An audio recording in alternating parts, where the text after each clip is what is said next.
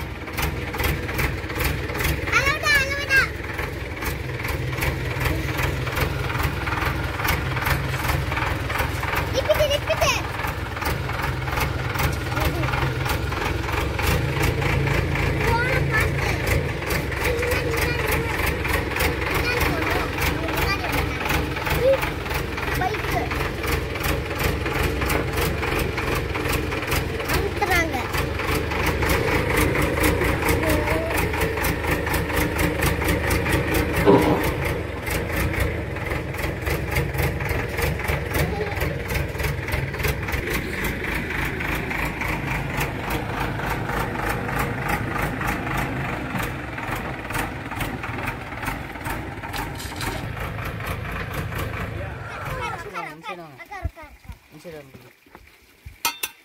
போட்டுங்க. இன்னுமா இது மேலதான் வைக்கணும். நட்டாய் தனியா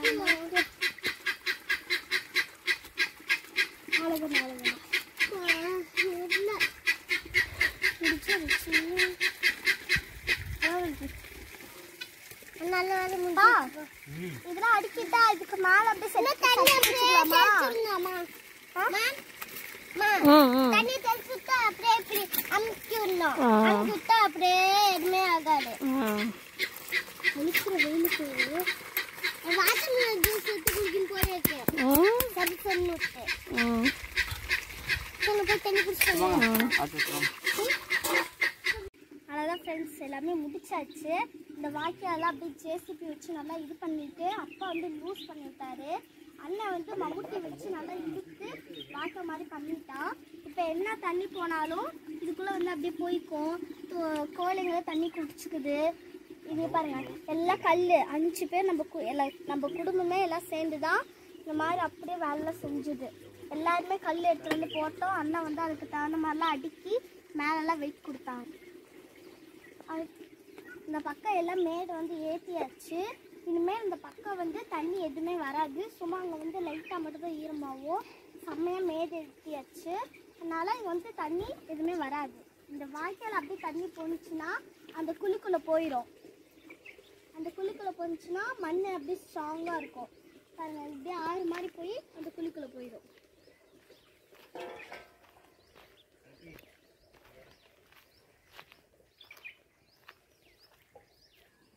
இதே மாதிரி தான் அப்படியே அந்த குழிக்குள்ளே போயிடும்.